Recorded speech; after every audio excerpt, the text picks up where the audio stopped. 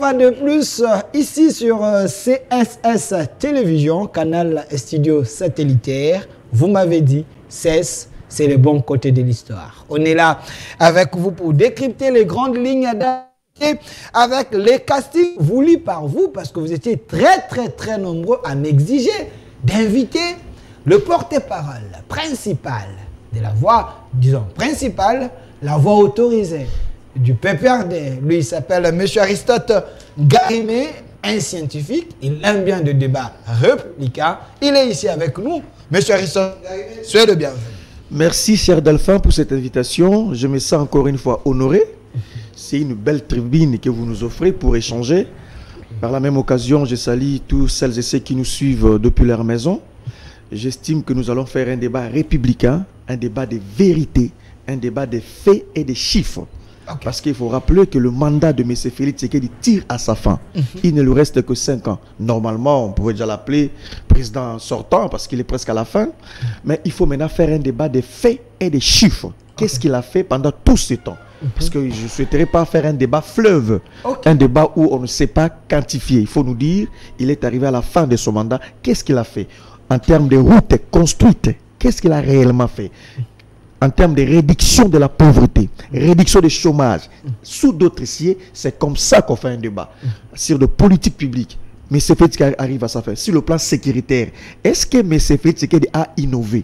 Est-ce qu'il a amené une recette politique spéciale dans le secteur de la sécurité pour en fait éradiquer la sécurité? Dans le secteur économique, est-ce qu'il y a une innovation? Il y a des textes incitatifs pour en effet que notre économie puisse aller de l'avant. Donc, je ne souhaite plus faire un débat fleuve.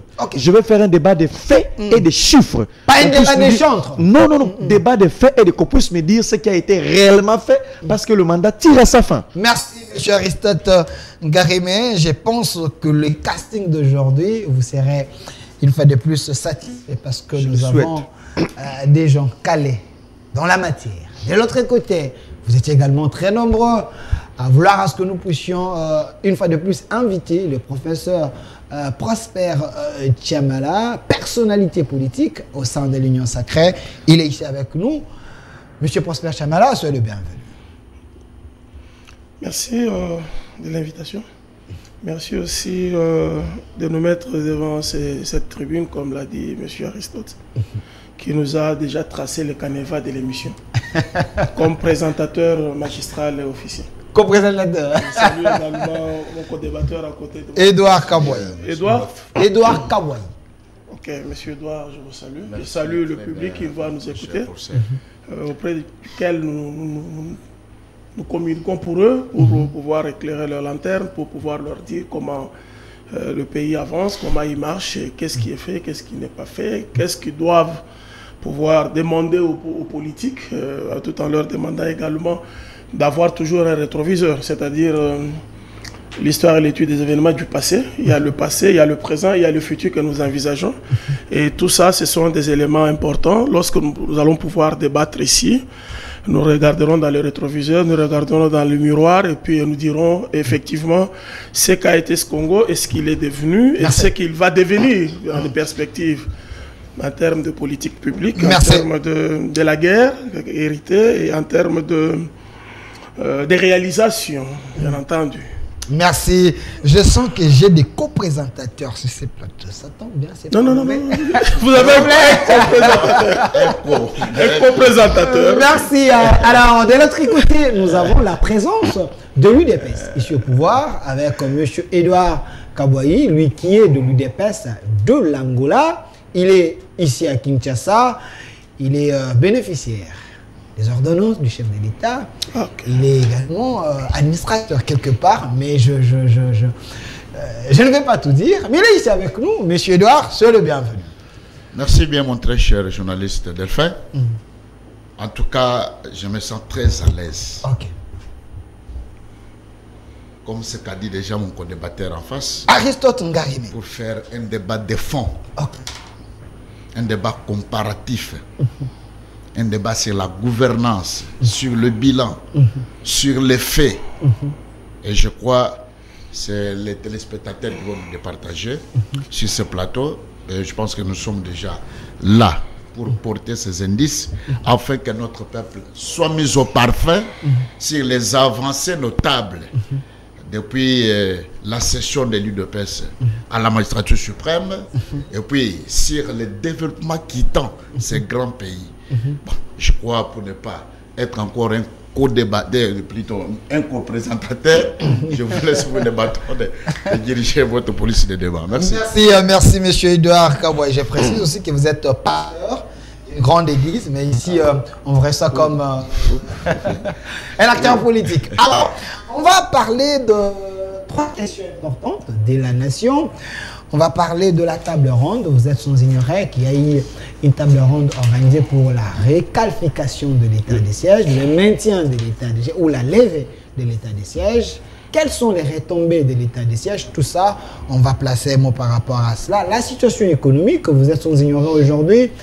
Il semble que la vie reste chère. Est-ce qu'il faut regretter la présence de Kabila, lui qui a géré ces pays avec moins de 6 milliards, mais tout était un peu bien. Moi aujourd'hui, avec le budget de près de 16 milliards, mais il semble que le pouvoir d'achat pose problème, les sociales n'est pas garanti. Toutes ces questions très questionnantes, nous allons les analyser sur ces plateaux. Et puis, on va chuter par le processus électoral parce que le PPRD, parti cher à Joseph Kabila, dans la résistance, dans l'opposition, continue à exiger les préalables. Est-ce qu'il faut respecter ces préalables? Les trains est déjà en marche, il faut d'abord s'arrêter, essayer un peu d'amener les autres aussi. Ou est-ce qu'on aura ces processus électoraux crédibles? Ambong aussi de son côté continue toujours à parler. J'ai suivi une vidéo où les gens chantaient ça la partie politique, ça la partie politique. Ambong devant le micro voulait également critiquer le régime, mais les gens chantaient. Qu'on ait des chansons, qu'ils fassent un parti politique. Toutes ces questions très questionnantes, on va en parler. Mais je préfère ouvrir une question biscuit avec M. Aristote Ngarime. Oui. 2-3 minutes concernant la justice. Oui. Vous avez suivi le procès d'un opposant du régime, M. Salomon Eskadela, le conseiller spécial du président Moïse Katumbi, président de l'ensemble. Et le verdict attendu le 6 septembre de Jean-Marc Abound. Vous, du PPRD, pensez-vous qu'il y aura une justice claire, libre, équitable envers eux? Merci, très cher journaliste. Déjà au départ, à l'entame, M. Félix Tshisekedi lui-même, il s'est plaint de notre justice. Lorsqu'il a fait un point de presse récemment, il a clairement dit qu'il n'était pas heureux de la manière dont les choses s'organisaient dans l'appareil judiciaire. Le numéro 1 de la République est mécontent de notre justice. Donc, les investisseurs ne peuvent pas venir parce que le numéro 1 ne fait pas confiance à notre justice. Il a dit ça tout haut. Je ne sais pas s'il a mesuré la portée. Quelqu'un qui souhaiterait venir investir en RDC, s'il se réfère à ce qu'a dit le chef de l'État, qui ne croyait pas à la justice, qui n'était pas heureux par rapport à la justice, comment cet investisseur va encore venir ici pour investir? La photo du chef. On a très mal vendu l'image de la justice de notre pays à la télévision à travers le chef de l'État. Donc d'une manière tacite, le chef de l'État a clairement lancé un message aux investisseurs. Ne venez pas investir au Congo parce que mon Congo, le pays où je suis président, il n'y a pas une bonne justice. Ça, c'est votre compréhension ou c'est ce que lui mais dit? Justement, quand vous parlez en mal de votre justice, la justice élève une nation. Le faible, le fort, tous devant la justice. Il faut que la justice puisse être, permettez-moi, il faut que soit juste en soi. Permettez-moi la tautologie. Donc, si le numéro 1 c'est plein, ça veut dire qu'il y a un problème. Premier élément. Deuxième élément. Les faits pour lesquels M. Kalonda a été arrêté, ces faits-là ont été requalifiés pendant ce procès. C'était plus parce qu'il détenait une arme illégale. Non, c'est plus, on a requalifié maintenant les faits. La photo de Salomon. On a dit tout simplement que M. Kalonda a divulgué les informations militaires, des choses comme ça. On a requalifié. Justement, on a requalifié les faits. Vous comprenez, je donne raison à M. Félix Tshisekedi quand il dit qu'il n'est pas heureux de notre justice et il n'appuie pas notre justice. Je lui donne raison. Donc, toute affaire cessante, il faut simplement accorder une liberté provisoire à M. Kalonda. Déjà, vous aviez arrêté ces derniers avec une précipitation, je me disais peut-être qu'il y avait déjà un dossier conçu, un dossier préparé. Alors, vous avez du mal à prouver, vous avez du mal à étayer le dossier et aujourd'hui, vous requalifiez même le fait. Donc, moi, je pense qu'il a été arrêté parce qu'il est opposant. Kalonda a été arrêté parce qu'il est proche de Moïse Katumbi. Kalonda a été arrêté parce qu'il est conseiller spécial de Moïse Katumbi. Kalonda a été arrêté parce qu'il joue un rôle important autour de Moïse Katumbi. Et nous dénonçons cette manière qui consiste à arrêter les opposants d'une manière arbitraire. Rappelez-vous même de Jimmy Kitenge, mon ami, qui a été enlevé.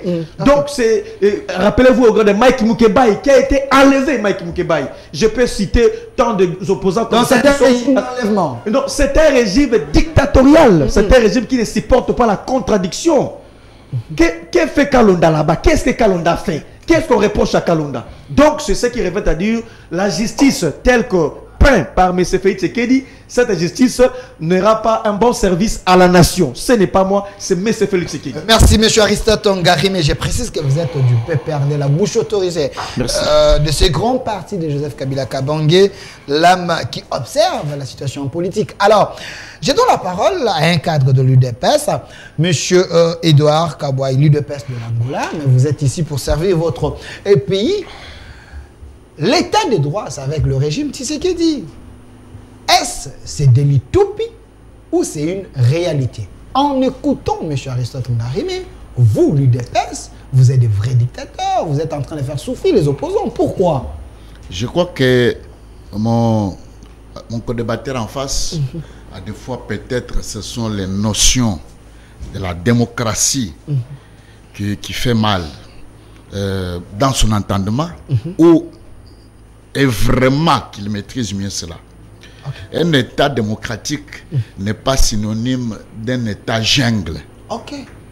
Parce que dans un État jungle, comme il nous avait fait déjà habituer, il y a la loi du plus fort qui doit dominer la loi du plus faible. Mais dans un État de droit, selon les concepts, tout le monde est justiciable. En commençant d'abord par le président de la République, dans le chef de l'État et le Premier ministre, et s'ensuit. Vous êtes sûr que le chef de l'État est justiciable? Nous avons la Constitution congolaise, à qui les tests sont bien clairs là-dessus. Ça, c'est l'état des droits prôné par l'UDPS. Ça, c'est l'état des droits par lequel l'UDPS a payé les prix. Sur les textes, oui, mais les chefs de... Attendez, parce que ici, nous devons rester nets par les nations républiques. Sur les textes, oui, que le chef de l'État peut être justifiable ou justiciable, mais dans les faits, il n'y a personne qui peut oser l'interpeller. Parce qu'il y a eu trop de choses, il semble que... Mais personne ne peut oser. Bon, là peut-être ce sont les régimes précédents. Mais pour ces régimes, est-ce que lui-même, le chef de l'État, Félix Antoine Tshisekedi Tshilombo, il est le produit de cette machination dictatoriale pour que nous puissions entrer avec le deux pieds dans cet État appelé démocratique? Ce qui veut dire qu'il ne fera pas le contraire. Alors, s'il y a le fait grave à charge de M. Kalonda, il ne peut jamais être exempté devant les juges. C'est clair, net. Et d'ailleurs, il faut entrer maintenant dans le fond pour savoir quels sont ces griefs à charge de ces messieurs. Mais parmi les griefs, on avait suivi la communication de la DENIAP sous la précipitation, comme Aristote vient de dire ici, que le monsieur détenait une arme d'une manière illégale, mais selon la dernière communication qu'on a suivie, cette accusation est mise à côté. Non, mais il faut suivre le procès hier devant les juges. Ce sont ces charges-là qui ont été inculquées. Des larmes aussi? Mais oui, effectivement.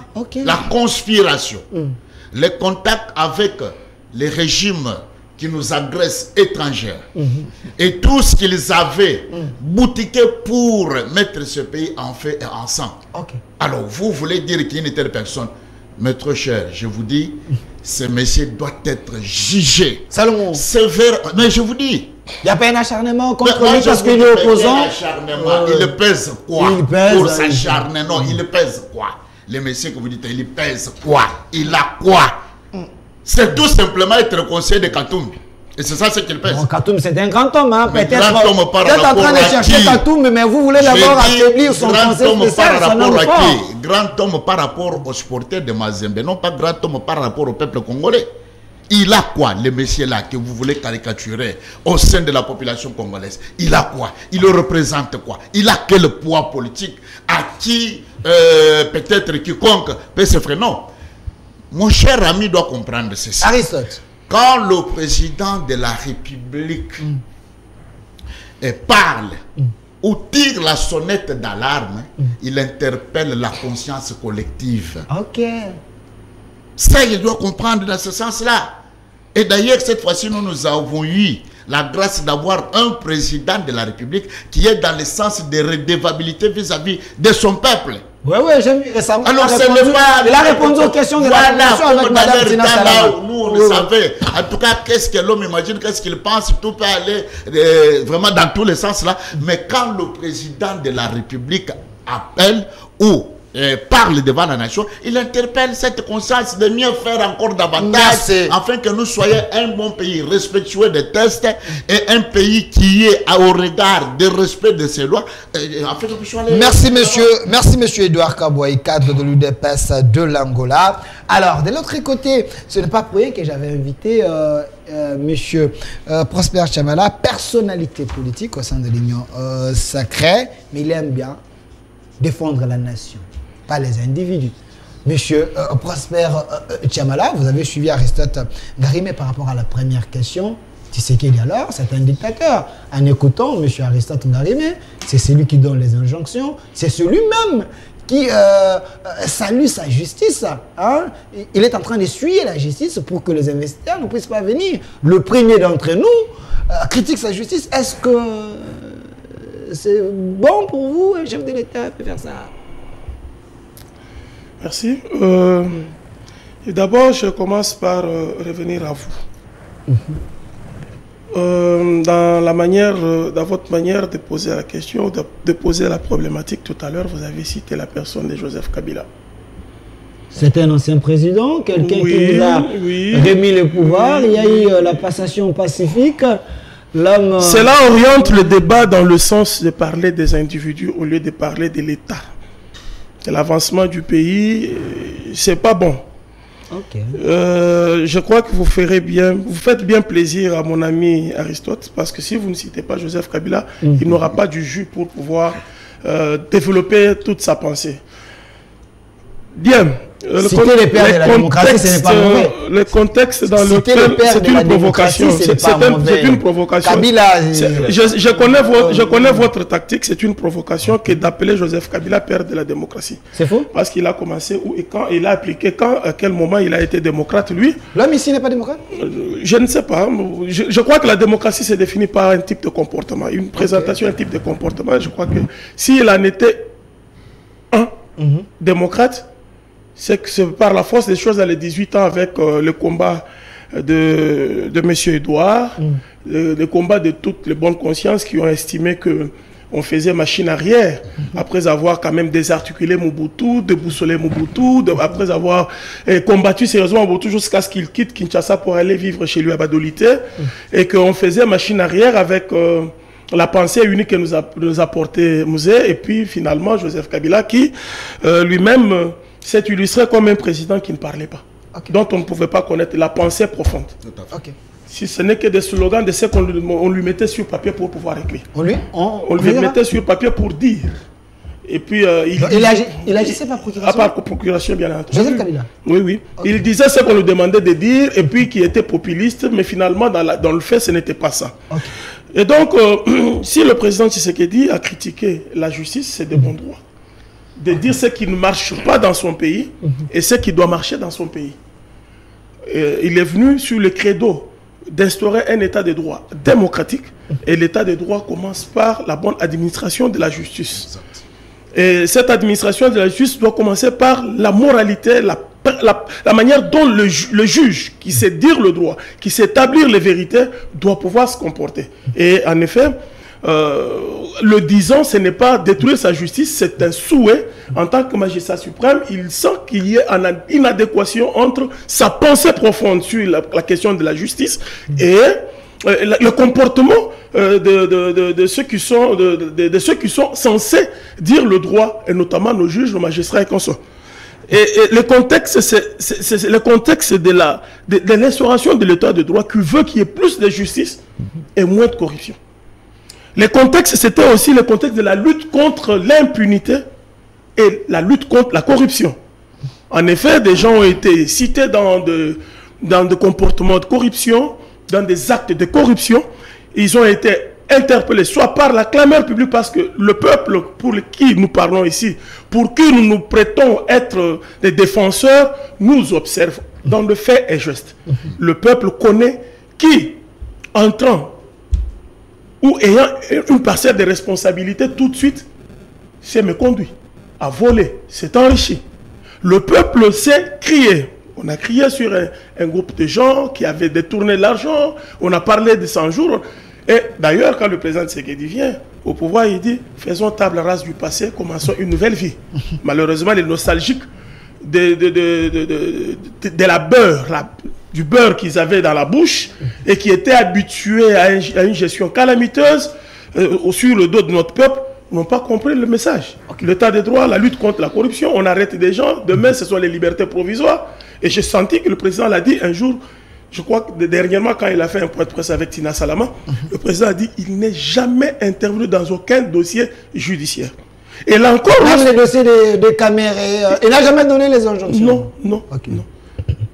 Non, il ne l'a pas fait parce que il l'a dit. Et le président Tshisekedi, c'est quelqu'un qui parle avec le cœur. Ce n'est pas quelqu'un qui est introverti en lui-même. Il vous dit, ça peut être une faute, ça peut être mauvais pour les gens comme Ngarimé. J'ai toujours connu de Ngarimé, tout ça. Bon, Ngarimé, ça peut être une faiblesse, mais pour lui, il dit tout haut ce qu'il pense et met en marche une machine pour pouvoir corriger. En effet, comme je l'ai dit l'autre fois sur ce plateau, le problème du Congo, c'est l'homme. Il faut formater l'homme congolais. Peut-être dire, il faut faire disparaître toute cette génération pour une nouvelle génération que l'on va recréer. Malheureusement, c'est la même génération qui tient les manettes politiques. C'est eux qui ont de l'argent, c'est eux qui savent manipuler le public, c'est eux qui savent tirer les ficelles sur des raisonnements régionalistes, tribalistes, clanistes et consorts, et pour pouvoir diviser davantage le Congo et puis nous exposer. Alors, dans ce combat pour la lutte contre l'impunité, le président Tshisekedi a tenu ce discours. Mais je me souviens, parce que moi, je suis resté longtemps comme point focal d'un ministère, s'il vous plaît, au niveau de la NAPI, sur l'amélioration du climat d'affaires. Je me suis battu pendant 16 ans sur l'amélioration du climat d'affaires. Beaucoup de réformes ont lieu dans ce pays. Des réformes ont été prises, sous Kabila comme au jour d'aujourd'hui. Mais l'applicabilité de ces réformes et de ces recommandations, c'est quoi? Des résistances, des pesanteurs. Au ministère de l'économie en 2014, on a fait un travail d'étudier pourquoi les prix sur les marchés augmentent. On a pris un cabinet d'experts qu'on appelle le cabinet MENA Finance belge, c'est sous Matata, Premier ministre. On a trouvé qu'il y avait un commerce triangulaire au Congo. Et on a trouvé aussi que la plupart des activités économiques fortes dans ce pays sont tenues par les mêmes personnes qui sont au pouvoir. Et des noms sont cités dans ce rapport MENA. Qu'est-ce qu'il fallait faire? Il fallait introvertir notre économie nationale, relancer la production locale en rebut de moitié du Congo. On a même demandé au Congo Futur d'aller commencer à produire ici, vers Bukangalozo là-bas. Ils avaient commencé à faire des trucs en interne au lieu d'importer le riz, le maïs et comme ça. S'il vous plaît, la question économique, comment en parler là? Je sais. Mais des jugements uniques ont fait fermer chaîne au Congo. Des jugements uniques de la justice. Donc, la problématique de l'administration de la justice et les faiblesses de notre justice existent. Cependant, tout le monde est justiciable devant la justice, sauf les FCC PPRD. Vous dites? Sauf les FCC PPRD. Il ne faut pas dire ça. Oui. Comment ça? Parce que... Tolérance zéro, c'est sous Kabila. Tolérance zéro. Combien ont été en prison? Combien ont été en prison? tolérance zéro, ça concernait le magistrat, et Louzo Lobambi, avec Némi Mouilania, ont mis dehors 250 magistrats. Toujours cette question de la justice. Ils ont mis dehors 250 magistrats de la manière que vous connaissez, qui reste à désirer, déplorable.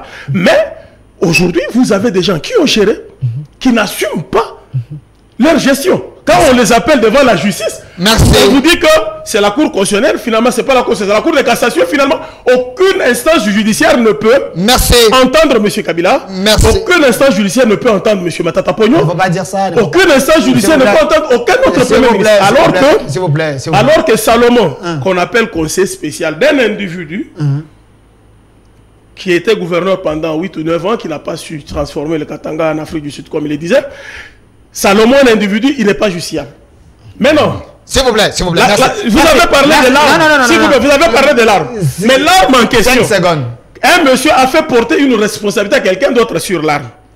Et ça lui attend qu'il dise comment est-ce que l'arme de son garde du corps était tombée. Et le garde du corps n'a pas dénoncé que son arme était tombée. Merci. Et puis comment cette arme se retrouverait dans le même périmètre que Salomon. Merci. Donc, Matata Pogno, lui aussi. Mais qui a dit que la phase préjuridictionnelle, les éléments obtenus dans la phase préjuridictionnelle ne peuvent pas aujourd'hui aider à requalifier les accusations, parce que Salomon n'était pas seulement accusé d'avoir détenu une arme, mais d'être de connivence avec le Rwanda. S'il vous plaît, monsieur Prosper Chamala, j'ai l'impression que vous avez les habitudes de glisser.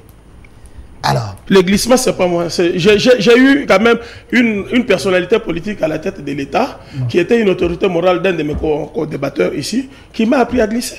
J'ai fait un effort pour faire machine arrière. Le glissement n'est pas venu avec vous. Joseph Kabila Kabange. Vous l'aimez beaucoup, hein? Voilà pourquoi vous. C'est toi qui cites son nom, moi je n'ai pas cité. C'est votre autorité de référence alors. Alors, monsieur Aristote Ngagbe, je vais vous donner le même temps d'antenne et en vous ajoutant aussi d'autres minutes, je vais créer l'injustice ici. Alors, je vous donne la parole. Si elle est arriérées, vous pouvez payer. Mais évoluons avec la question. Parlons de la table ronde. Voilà. Vous avez suivi ces discussions. J'ai aimé l'intervention de Julien Paluku qui a dit des choses pour aider son pays. Mais il semble que les gens ont démissionné. Il n'y a pas eu de conclusion claire pour cet état de siège. Vous, le PPRD, pensez-vous qu'il faut maintenir l'état de siège ou soit il faut réqualifier ou faire la levée? Merci très cher journaliste. Je crois à votre sincérité.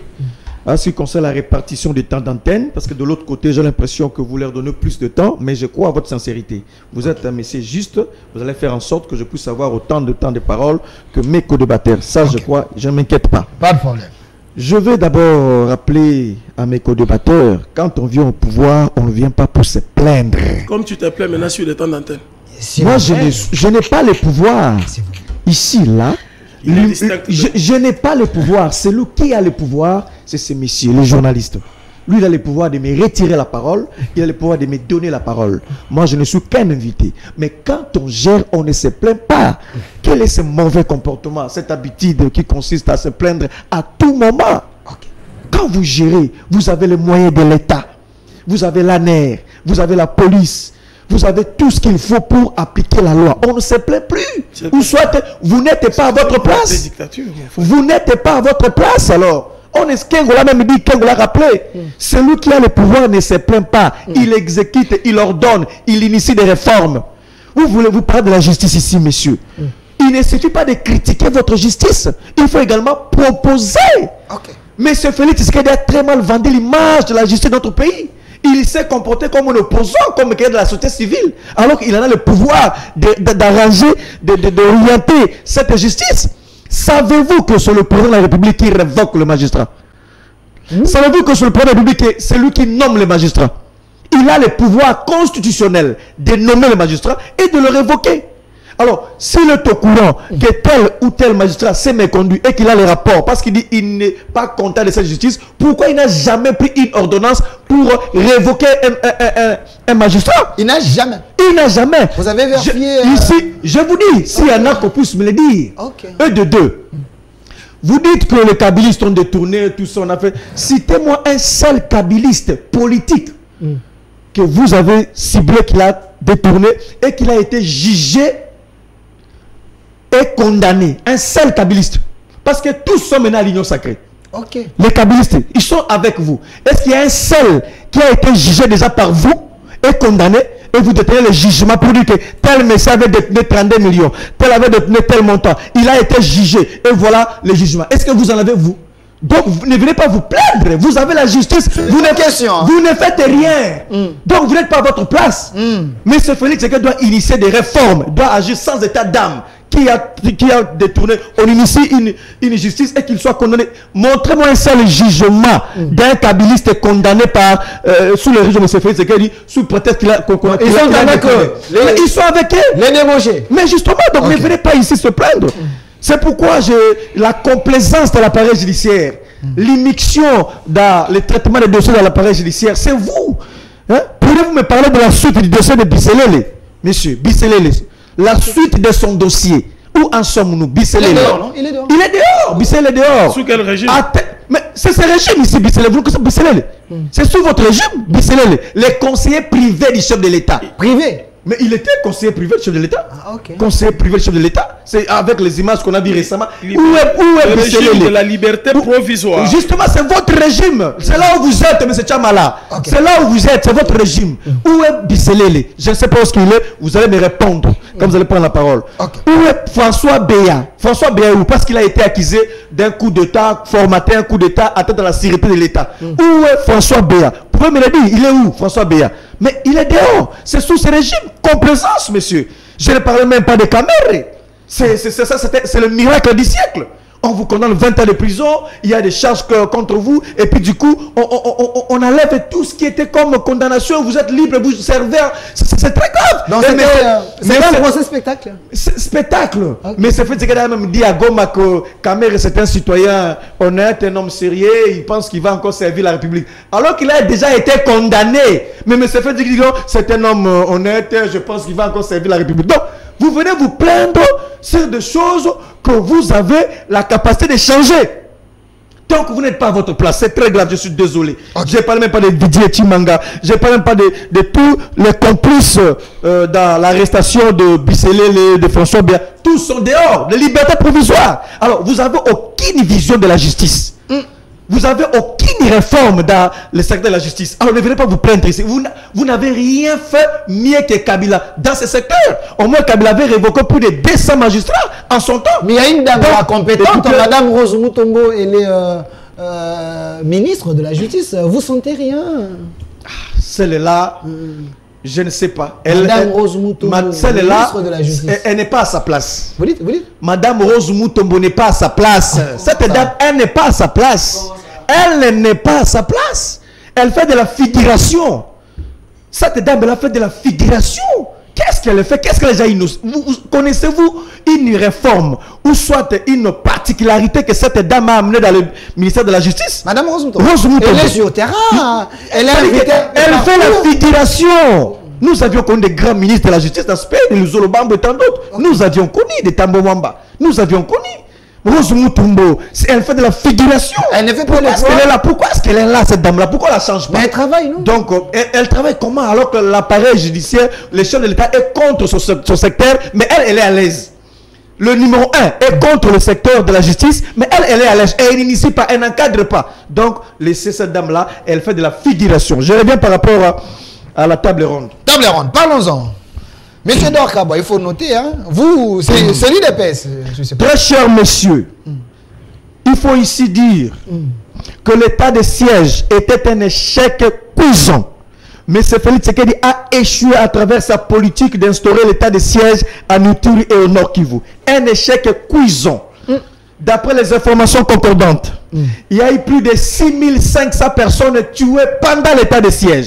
6500 personnes tuées pendant l'état de siège. C'est pas vos informations, ça. Je vous dis, c'est officiel, c'est connu, consultez même les ONG. Okay. Plus de 3000 personnes enlevées sous l'état de siège. Sous l'état de siège, il y a eu prolifération de groupes de rebelles. Alors que l'état de siège avait pour objet d'éradiquer le groupe rebelle, mais pendant l'état de siège, il y a eu encore prolifération de groupes rebelles qu'on appelle autodéfense. Donc, ce qui revient à dire, l'objectif pour lequel on avait instauré l'état de siège, ces objectifs-là n'ont pas été atteints. Ça, il faut le rappeler. Et de toi, très cher monsieur, Il y a des tracasseries comme vous ne pouvez pas imaginer à Ituri et au Nord Kivu. Des tracasseries. Quand vous quittez Bunia vers Mahagi, plus de 60 barrières érigées par le militaire Codeco. 60 barrières érigées par le militaire Codeco. J'ai les informations ici. Okay. Parce que la province de l'Ituri a 5 territoires. Il y a le territoire de Mahagi, Aru, Djougou, Mambasa et Irumu. Le territoire de Djougou, c'est le bastion des miliciens Codeco jusqu'à présent. Donc on a plus tué sous l'état de siège qu'avant l'état de siège. On a plus enlevé les gens pendant l'état de siège plus qu'avant l'état de siège. Donc c'était une cosmétique. Donc ça a été mal préparé. Et qui m'a appuyé cette fois-là, c'est la commission défense et sécurité de l'Assemblée nationale. Ok. Il y a le député président de cette commission, s'appelle Bertin Momozi. Oui. En son temps, il avait convoqué tous les ministres qui affectent directement ce secteur de l'état de siège. À l'Assemblée nationale, on avait invité Gilbert Kabanda. À l'époque, il était ministre de la Défense. On avait invité Aimé Boji, ministre du budget. On avait invité Nicolas Kazadi, ministre de la santé, des finances plutôt. On avait invité Rose Mutombo, ministre de la justice. On avait également invité vice-ministre de l'Intérieur, Jean Mandongo, pour en effet réfléchir autour de l'état de siège. Écoutez maintenant le rapport de la commission défense et sécurité de l'Assemblée nationale. De 1, il y a eu de l'impréparation dans l'instauration de l'état de siège. Ce n'est pas moi, c'est l'Assemblée nationale. Impréparation. Okay. Ça a été mal conçu, mal préparé. C'était une distraction, perte de temps. Ce n'est pas moi, c'est l'Assemblée nationale. Ça, c'est le langage de l'Assemblée nationale que l'état de siège, c'était une distraction. L'Assemblée nationale dit impréparation. Okay. Quand on parle de l'impréparation, ça dit que c'est mal conçu, mal réfléchi, tout ça. C'est pas moi, c'est l'Assemblée nationale. Mal conçu le projet. De 2. L'Assemblée nationale encore, à travers sa commission défense et sécurité, révèle au monde qu'on a détourné plus de 70% des fonds alloués pour l'état de siège. Détourné. 70% des fonds alloués pour l'état de siège détournés. C'est la révélation de l'Assemblée nationale. C'est l'Assemblée nationale. Commission défense et sécurité, allez vous renseigner. Okay. Donc, en grosso modo, l'état de siège était mal préparé, mal conçu, mal exécuté et on a détourné l'argent de l'État. On a tué, ça n'a rien apporté. Et maintenant, écoutez la table ronde. 5 secondes. En lieu et place que M. Félix Tshisekedi, président de la République, puisse prendre une ordonnance en fait d'abroger l'état de siège. Il suffisait de prendre une ordonnance, un stylo, parce que le président de la République s'exprime à travers une ordonnance. Okay. Le premier ministre par un décret, le ministre par arrêté, et le mandataire par décision. Le président de la République, il fallait prendre une ordonnance, signer une ordonnance pour abroger l'état de siège, mais il préfère initier une table ronde. Okay. Une table ronde qui aurait coûté plus de 40 millions de dollars, 4 millions de dollars à la caisse de l'État. Combien 4 millions de dollars. La table ronde aurait coûté 4 millions de dollars à l'État. Écoutez. Ok. Situation de dépenses effectuées aux travaux de la table ronde sur l'état de siège. D'abord, il y a eu 600 participants. 600 participants. Okay. 1. Logement participant table ronde. $350 par nuitée. 350 $ par nuitée. 2. Restauration, $100 par jour. Communication, $50 par jour. Billet d'avion aller-retour, $600. Transport en ville par jour, $100. Collation per diem, $1000 par jour pendant 4 jours. Donc maintenant, ce qui était ici sur place, vous prenez maintenant $350 multiplié par 6 nuitées, $100 multiplié par 6 jours, $50 de la communication multiplié par 6 jours, $300 multiplié par 2 billets aller-retour, $100 multiplié par 6 comme transport alloué par jour, $1000 comme per diem pour 4 jours. Fait le total. Donc, pour un seul individu, pour un seul participant, on a dépensé, pour un seul participant, on a dépensé $8300 pour un seul participant. Un seul participant a coûté à la République, à la caisse de l'État, $8300. Plus que le salaire des fonctionnaires. Plus que le salaire. Maintenant, prenez un seul monsieur, un seul individu qui a coûté $8300 multiplié par 600 participants. Vous êtes économiste, vous savez calculer, vous voyez ce que ça fait. Donc, multipliez 8300 $8 300 pour un seul participant à la table ronde, multiplié par 600 participants. Ce sont des millions. Okay. On a défalqué des millions à lieu et place de prendre une ordonnance simplement pour dire que moi, Félix Tshisekedi, président de la République, j'ai estimé qu'il faut mettre fin à la table ronde. Je prends une ordonnance pour abroger, mais on organise la table ronde pour dépasser des millions. Merci. Alors que les fonctionnaires de l'Assemblée nationale ne sont pas payés. Les fonctionnaires là, à l'Assemblée nationale, alors, ils ne sont pas payés. Allez-y. Les fonctionnaires du Sénat ne sont pas payés. Donc des arriérés comme vous ne pouvez pas aider, mais une table ronde qui n'avait pas sa raison d'être, qui quitte des millions à l'État congolais. C'est ça la gestion orthodoxe. C'est ça gérer la République. Merci, votre place, c'est dans le passé, on doit vous oublier. Merci, monsieur Aristote Ngareme. Vous allez constater avec moi, quand il était en train de parler, de l'autre côté, les gens notaient. Ils étaient très calmes. Merci pour vos informations. Merci. Espérons que vous les avez eues à la bonne source. Merci.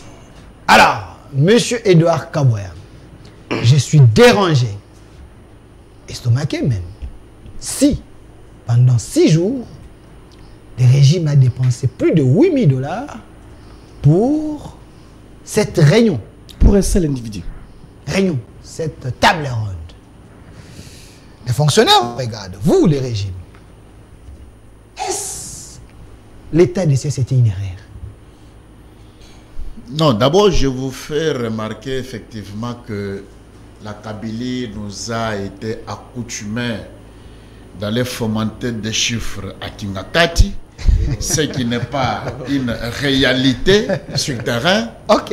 Et puis, vous savez toujours leurs acabis. Donc, c'est des chiffres de Kingakati? Non, mais ça vient tout bonnement de Kingakati. Okay. Surtout dans les officines, parce que nous connaissons les ordinateurs qui sont utilisés là-bas. Ok. Mais s'il faut aller à la source, vous trouverez que ce n'est pas ça. Merci. Mon frère.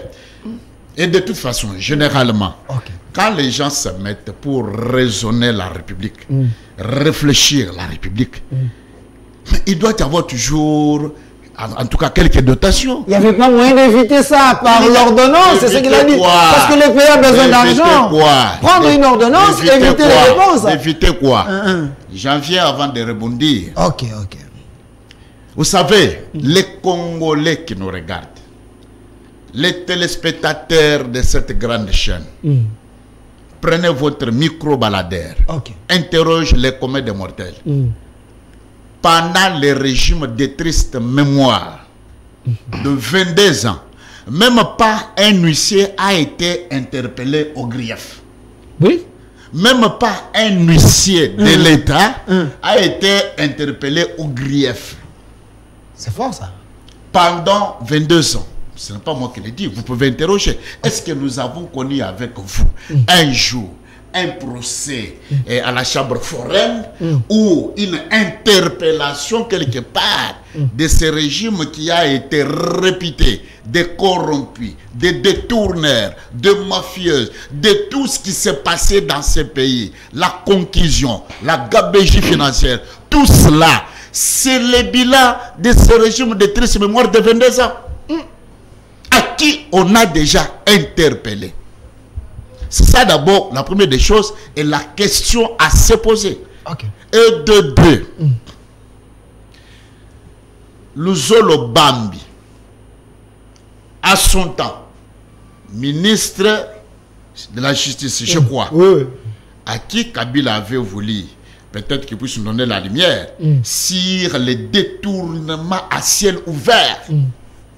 Et il nous avait mis sur nos yeux les chiffres de plus de 15 milliards de dollars qui se volatilisait annuellement.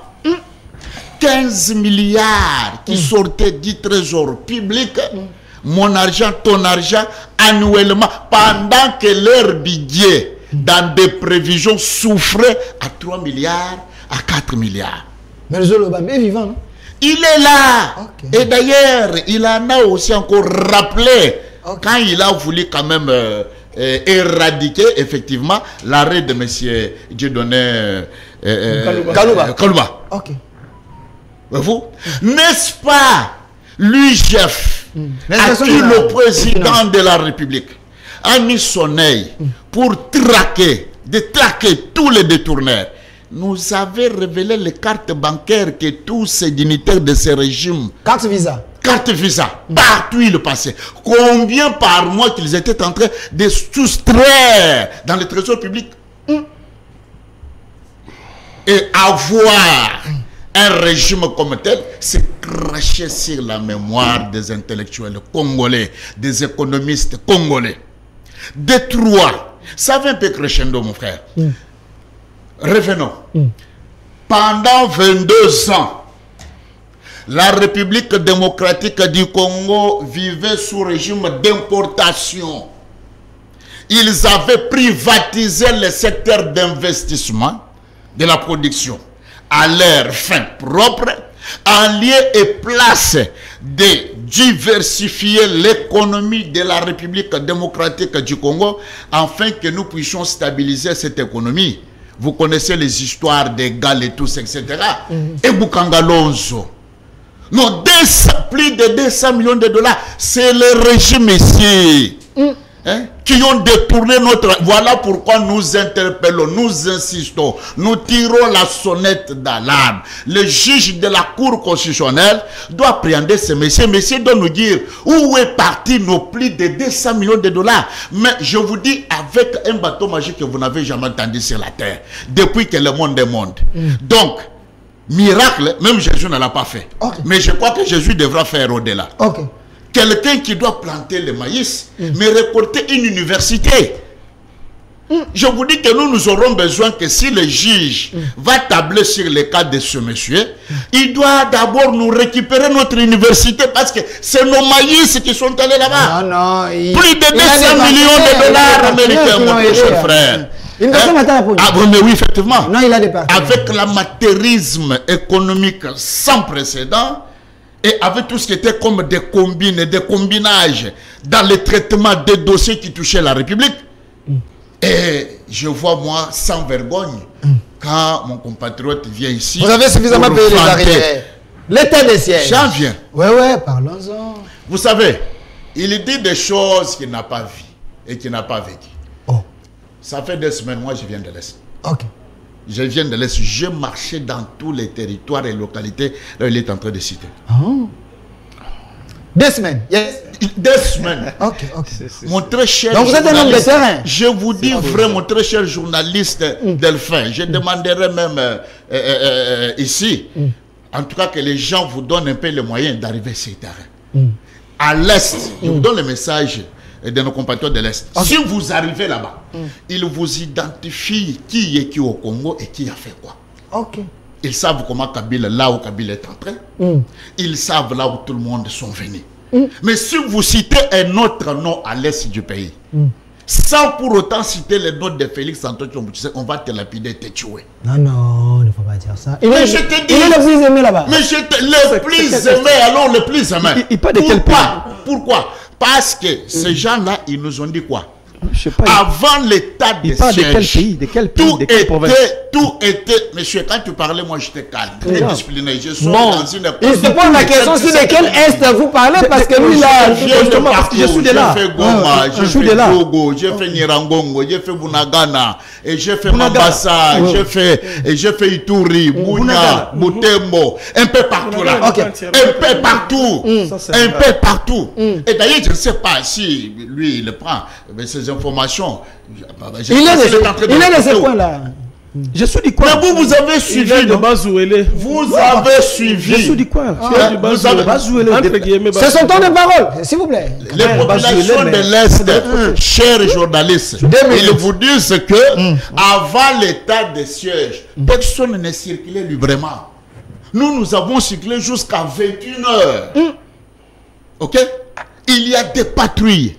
Et ces gens-là, quand même, vagues à l'exoccupation librement. Il y a plus de morts pendant l'état de siège qu'avant l'état de siège. Il y a 6500 morts. Ok, allons sur les 6500 morts. Selon les chiffres. Allons sur les chiffres. Ça m'étonne. Je vais que nous fassions cet exercice. Des chiffres. 6500 morts. J'avais dit pièce contre pièce. Oui. Avant l'état de siège, la République démocratique du Congo a comptabilisé dans tous les rapports des experts, que ce soit nationaux et internationaux, pendant le régime de triste mémoire de 22 ans, 10 millions de morts. 10 millions. Je dis bien 10 millions de morts. Ok. Alors faisons les calculs. Vous avez 10 millions de morts quand vous soustrayez 6 000 et quelques. Est-ce qu'il y a des avancées ou pas? Ok. Et ça, c'est un. C'est quand même très grave. Non, ça. mais tous les rapports existent. On parle de morts. Qui ne le sait pas? Le régime C'est grave, de 22 ans. De 10 qui nous a millions à mené des fondaments 650. Voilà. En tout cas, les régimes qui nous ont mené la CNDP et le PPRD,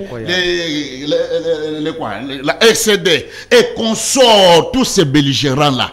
Ils ont tué à l'est de notre pays 10 millions de morts en complicité avec leur maître chef Kagame. Et ces rapports, ce n'est pas moi qui les dis. Il en a. Il en a. Ce n'est pas votre invention. Non, non, ce n'est pas mon invention. Il en a. Okay. Alors comparez maintenant. Il y a une évolution ou pas? Ok, chité. C'est pas possible. 5 secondes. Chité. Vous avez suivi la semaine ici passée le gouverneur militaire qui a demandé la réouverture de cette route-là et qui quittait Rutshuru, Nirangongo et qui entrait vers Bunagana. Il a suivi ou pas? Ça fait un mois. Le gouverneur militaire a signé un communiqué au vu au sud de tout le monde, demandant tous les services de l'État, notamment ANER, DECHEM, douane, etc., de retourner à Bunagana. Il a ce communiqué-là ou pas? Moi, j'ai reçu Ferdinand Kambere qui m'a dit là-bas à Bunagana, il y a plutôt Museveni et l'ancien président Kenya qui est en train de mettre. Nous sommes arrivés là-bas. Une administration là-bas.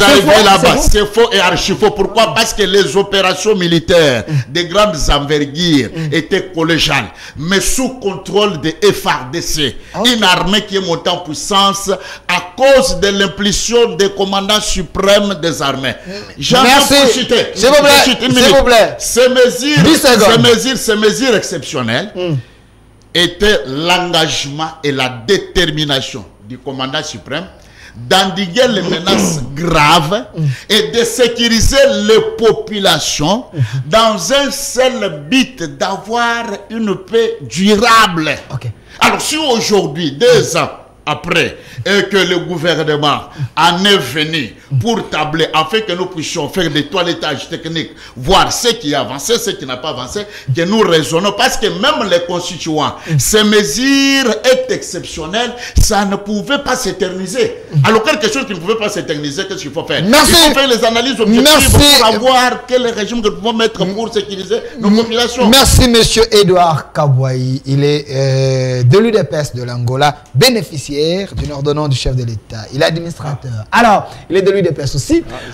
Alors, monsieur Prosper Tchamala, ici, regardez un peu ici. Ça, c'est la réunion, la table ronde pour la réqualification de l'état des sièges. En écoutant M. Aristote Ngarime, à moins que vous ne voulez pas vous convertir, il semble que c'était une réunion des jouisseurs. Parce que les gens, quand on te propose 8 000 et quelques dollars, 8 300 $. 8 300 $ pour 6 jours, vous ne pouvez que venir vite. Quelles sont les retombées de la table ronde? Merci.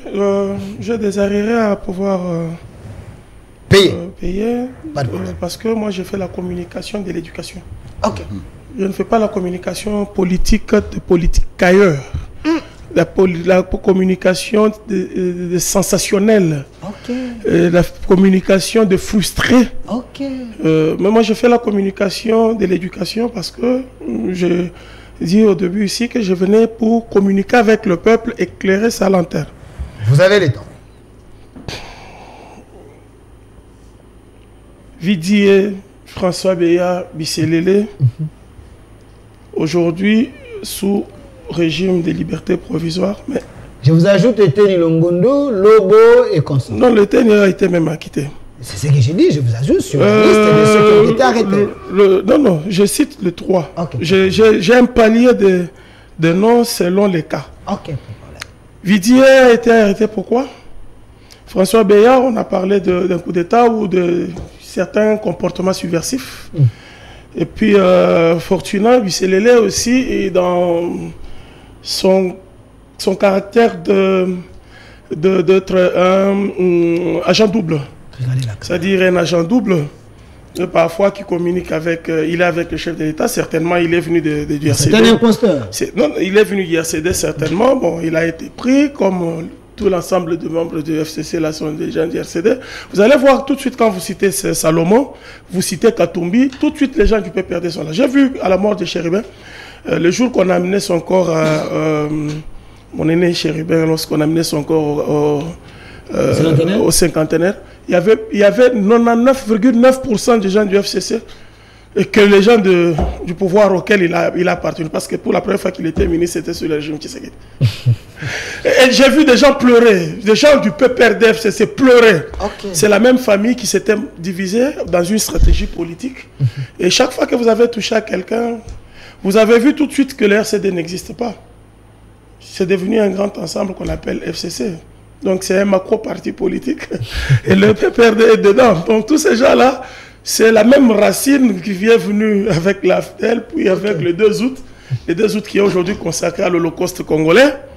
Le 2 août qui est aujourd'hui consacré à l'Holocauste congolais. Vous me rappelez Charles Nana? Oui, nous devons célébrer, nous devons nous commémorer, nous devons aussi mettre sur la place publique les génocides congolais sur lesquels beaucoup de gens se sont tués, notamment ceux qui sont en face de nous, qui sont en train de parler, qui ont été co-génocidés intellectuellement par leur pratique et leur manière de faire les choses. Bissell et les autres, Vidier, c'était un truc dont on n'a pas prouvé d'ailleurs, mais au nom de la moralité, qu'il communiquait avec les gens pour un problème d'argent, et puis voilà, il a démissionné. Mais il a été quand même traduit en justice pour ce faire, au nom de la clameur publique, qui avait déposé une plainte contre lui. François Beya, c'était un conseiller spécial chef de l'État, c'était un grand collaborateur chef de l'État. Il a eu des propos, il a eu des choses qui lui avaient été reprochées. Il a demandé une mise à liberté provisoire pour des questions de soins et il s'est retrouvé en Europe. Il est encore sous le coup de la justice. Il en est de même de Bisselele qui, je crois qu'à part Kabound qui n'est pas tombé malade, à part Kabound qui était fils UDPS, qui n'est pas tombé malade en prison, mais tout le reste là, dès qu'il a commis ce forfait, il peut parler comme il parle là. Il parle, il fait de... Heureusement aujourd'hui, tout au début de l'émission, il avait peur. De quoi? Il disait tout à l'heure, vous avez les moyens de contrainte, vous avez l'ANER, vous avez les services spéciaux, vous avez ceci, mais vous ne faites rien. Il veut amener Tshisekedi dans la dictature. Oh. Dans le même comportement qui était le leur. Il vous rappelle. Et il dénonce que Tshisekedi. Il a même dit ici. Il dénonce s'il vous plaît. Je vous redonne la parole. Il a même dit que les gens que vous pensez que c'était des voleurs sous Kabila, ils sont avec vous. Mais pourquoi vous n'ouvrez pas des procès? À l'entente de mon propos, j'ai dit que le président Tshisekedi avait dit: faisons table rase du passé, repartons sur de nouvelles bases. C'était ça le sens. C'était ça le sens. Rappeler les PPRD. Pourquoi alors les rappeler, les passer si. C'est pas Tshisekedi qui les rappelle, c'est moi qui les rappelle. Okay. C'est moi l'individu Prosper Tchabala. Vous êtes un peu dépassé. Non, je ne suis. Non, c'est moi Prosper Tchabala. Ça, j'ai dit, l'histoire est l'étude des événements du passé de l'homme. Nous avons un passé, nous avons un présent et nous allons projeter dans l'avenir. Et le peuple congolais n'a pas oublié. Le peuple congolais n'a pas oublié. Alors je disais que tout ça, tout ce qu'il a dit là, il a fait pour la consommation publique, pour faire plaisir à ceux. Mais les trois qu'il a cités là, ils ont des cas spéciaux. Ils n'ont jamais été accusés, arrêtés pour corruption, concussion ou quoi que ce soit. C'est des rapports entre eux et l'État au travers du collaborateur avec lequel ils avaient travaillé. Donc le président Tshisekedi. Et j'ai dit que deux sont sortis pour des problèmes de soins. Un est aussi sur le régime de liberté provisoire. Maintenant, je voudrais rappeler à mon frère, chez eux quand vous appelez frère, un jour quand ça déborde, on va dire comment tu avais appelé tel frère. Je vais parler à Aristote. Le problème des jugements, des tribunaux, parce que le président a dénoncé les juges, il y a des tribunaux de commerce aujourd'hui qui sont distincts des tribunaux civils. Qui peuvent gérer des problèmes des opérateurs économiques, parce qu'il a dit que le président a jeté de l'opprobre sur la justice et ça empêche les investisseurs à pouvoir venir ici. Les investisseurs ne viennent pas ici pour l'environnement général des affaires qui est morose. la non-application des réformes longtemps demandées par les opérateurs économiques. Mais lorsque vous regardez notre économie, elle est entre les mains des expatriés. Plus de 30 banques, aucune banque nationale en capitaux congolais. Toutes les banques sont nigériens, Kenyan, tout le monde. Tout le monde est ici, sauf le Congo. Même Kabila n'a pas créé une banque pour nous. Mais 4 ans, qu'est-ce que vous appelez? Maintenant, nous avons la cour d'arbitrage. Nous sommes sous le régime de l'OADA. Lorsque nous avons des différends entre opérateurs économiques, dont il appelle investisseurs étrangers là, on ne juge pas ici. Okay. On va à Abidjan, on va ailleurs. Donc, si on peut contourner notre justice qui, d'ailleurs, comme on l'a dénoncé, qu'elle cause du tort à la République pour son essor, mais on peut aller ailleurs. Il y a tout ça. Nous avons des engagements et des traités internationaux qui permettent à ce que nous puissions être jugés ailleurs. Maintenant, je vais aller à un autre problème. Chitel, sur l'état de siège. Sur l'état de siège, je suis pro la réqualification de l'état de siège. Ok. Parce que vous avez dit son maintien, sa réqualification ou quoi? Vous la levez. La levée carrément de l'état de siège. Moi, je suis pro la réqualification de l'état de siège. Mais parce que je vais y arriver. J'ai entendu ici des chiffres affreux. 6 000 morts. Combien d'enlevés? 6 500. Oui, je corrige. 6 500 morts. 3 000 personnes enlevées. 3 000 personnes enlevées. D'accord. Le baromètre important de la situation sécuritaire dans mon pays se trouve être M. Mukwege, qui chôme aujourd'hui et qui se lance en politique. Mukwege chôme? Mais chôme. Mais il est avec les soldats. J'ai dit le baromètre. Avec le SWAG, les soldats américains. S'il vous plaît, le baromètre de la situation sécuritaire à l'est de la République démocratique du Congo s'appelle Dr Mukwege. Il ne répare plus nos mamans. Lui-même, il affirme que ça baissait sensiblement la violence et les tueries, notamment qu'il n'a pas de clients.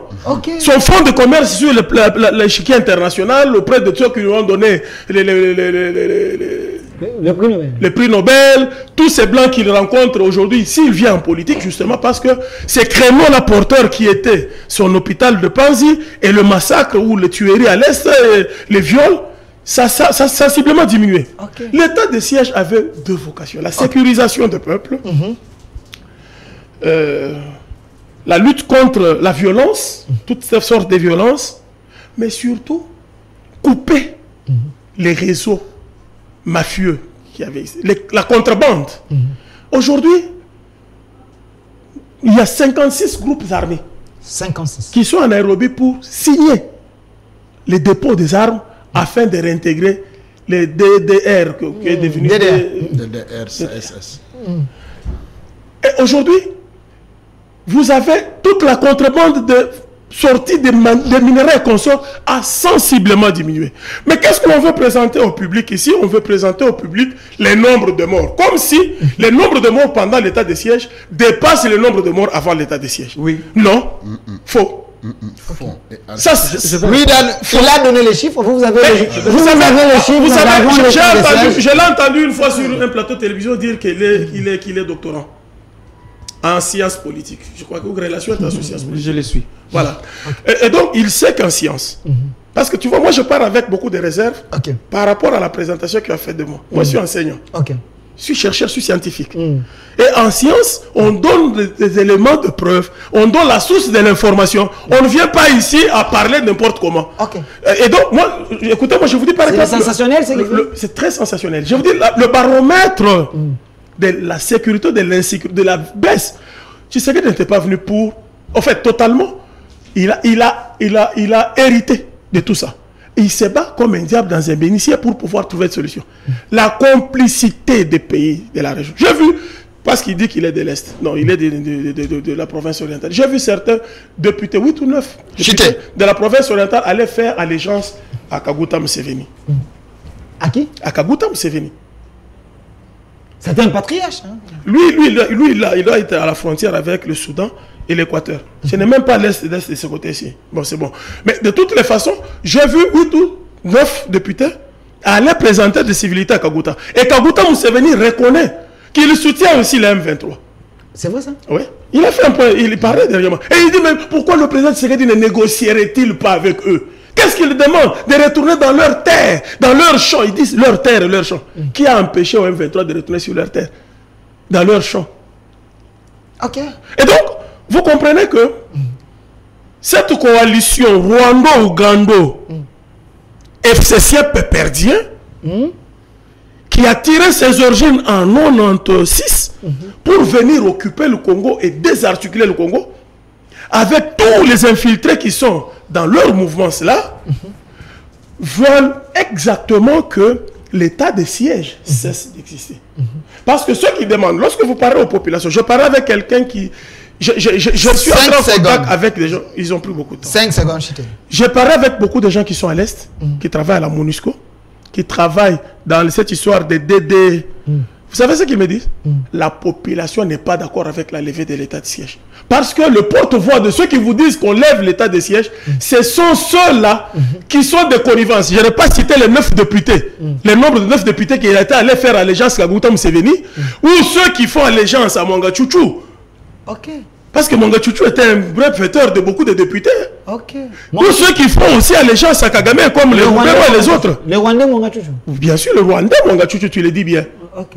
Et tous ces gens-là... Selon le procès, hein. C'est ça, la problématique de l'Est qui est compliquée. Néanmoins, avec l'état de siège, on a réussi à couper la contrebande. Ou à l'affaiblir sensiblement. La contrebande de vente d'armes et de munitions.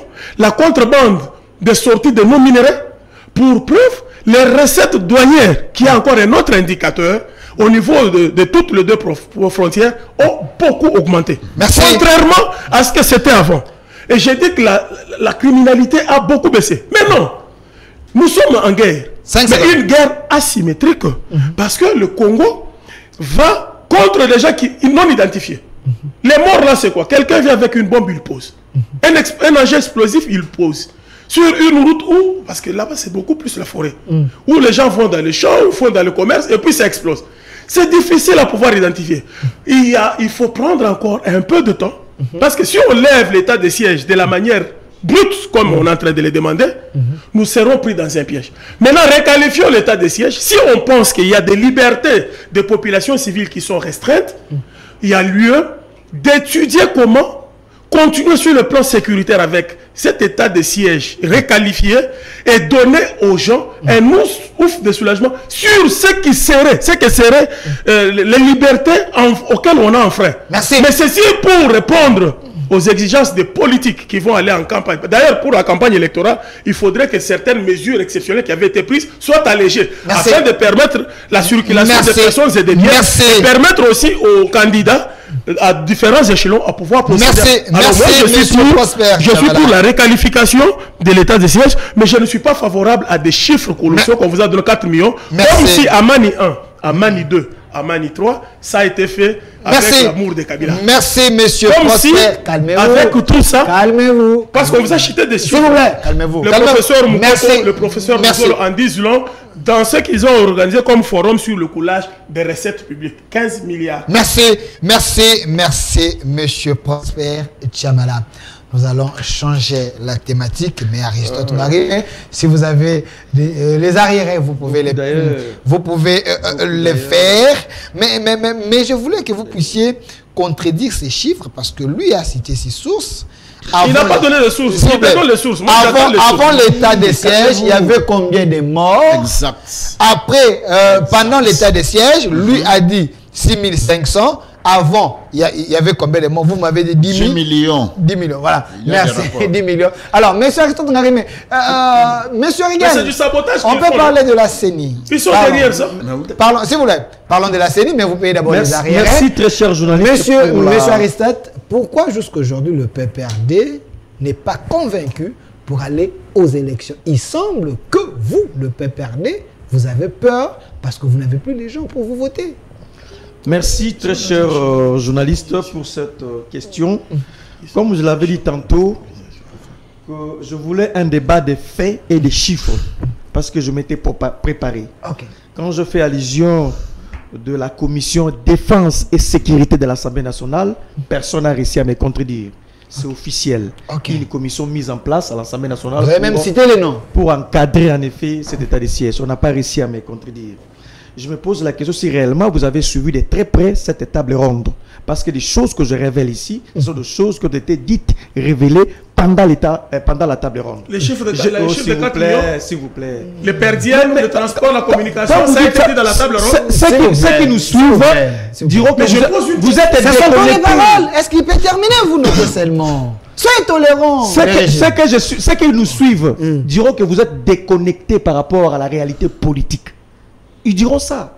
Ce que j'ai dit ici, je n'invente rien. J'ai été scotché en train de suivre la table ronde. Nous avions aussi nos amis et connaissances là-bas. Consultez les ONG, plus de 27 ONG présentent ces chiffres.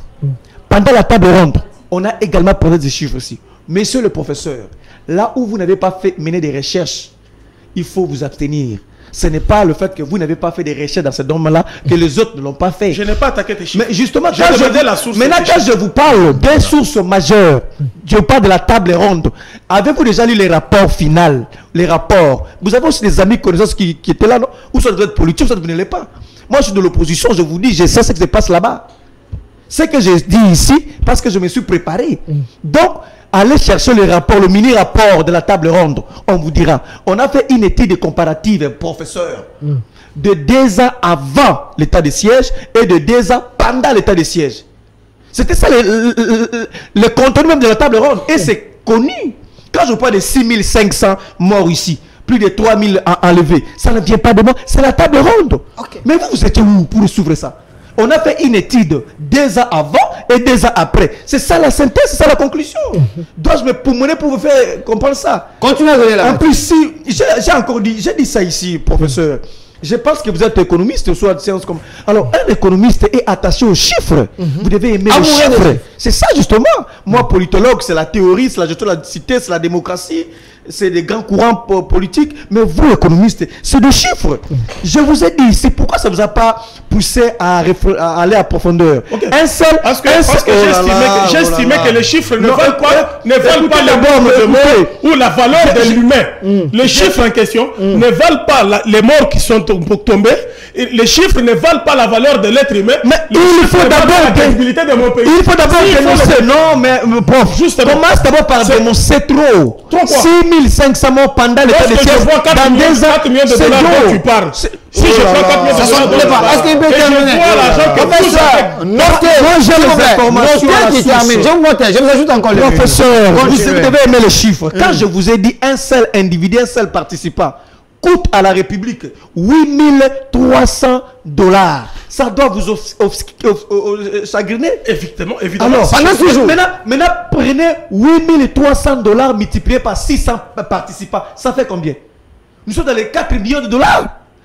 Trouvez-vous juste, en termes d'efficacité, de défalquer un tel montant pour une table ronde de 3 ou 4 jours, en lieu et place de prendre une ordonnance afin de réqualifier ou d'abroger l'état de siège? Mais il fallait réqualifier ou abroger, il fallait l'état de lieu. Donc vous êtes d'accord qu'on puisse défalquer 4 millions comme ça? Je ne suis pas en train de comprendre que tu me dises que le président Tshisekedi prend juste l'ordonnance comme ça, il prend. Mais quand vous parlez, professeur, quand vous parlez, il était quand?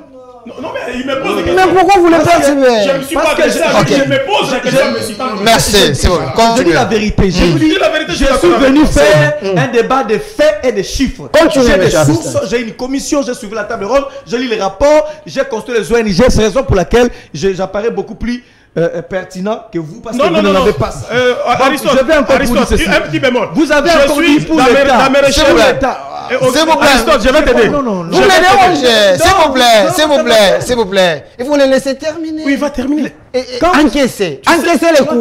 Lui, il a encaissé. À la qualité de la dépense publique. Voilà. Je suis d'accord avec vous. Lui, il fallait dénoncer. Il a encaissé, vous aussi encaissé. C'est trop. C'est trop. Mais je n'ai pas fait.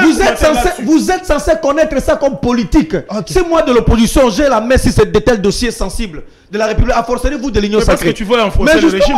Donc, ce qui revient à dire, quand je dis que l'État a le moyen pour instaurer la paix, c'est tout simplement parce que, comme l'a dit Max Weber, l'État a le monopole de la violence légitime. Légale, légitime. C'est-à-dire que l'État a cette capacité d'instaurer la paix, d'orienter les choses, de régler la société. Raison pour laquelle j'ai dit que M. Félix Tshisekedi, à travers une ordonnance, il peut soit abroger ou orienter autrement l'état de siège, aller dépasser 4 millions de dollars. C'est très grave, monsieur. C'est trop grave. La situation de la CENI, parlons-en. J'arrive par rapport à la situation de la CENI. CENI. Vous avez peur des élections? Non, en réalité, il ne faut pas dire ça. Mais c'est ce que l'opinion pense. Si on organise les élections transparentes et apaisées, Chadal aura des points. Monsieur Félix Tshisekedi n'aura pas un deuxième mandat. C'est vrai ça? Personne ne votera M. Félix Tshisekedi. Aucun citoyen sérieux, aucun compatriote sérieux ne peut aller voter M. Félix Tshisekedi. D'ailleurs, il est au courant même. Il est au courant qu'il n'aura pas un deuxième mandat. Je vous révèle. Mais ce fait, c'est qu'il est au courant. C'est comme un miracle. Hein? C'est comme illusoire. Hein? Je vous dis. Mais ce fait, c'est qu'il n'aura pas un deuxième mandat. Mouyaya a commencé à répondre aux Américains. Vous avez suivi la réplique de Mouyaya face aux Américains. Alors que Mike Hammer était ici. Il s'est comporté presque comme un vice-président de la République, Mike Hammer. Maintenant, le torchon brille entre le régime en place et les États-Unis d'Amérique. Donc, M. Félix Tshisekedi est au courant. C'est vous qui n'êtes pas au courant. Il est au courant. Il sait qu'il n'aura pas un deuxième mandat. Un communiqué d'un cardinal américain. Mais justement, en fait, les choses ne fonctionnent pas à sa faveur. Ça, retenez ce que je vous dis. En plus, le bilan de M. Félix Tshisekedi joue contre lui.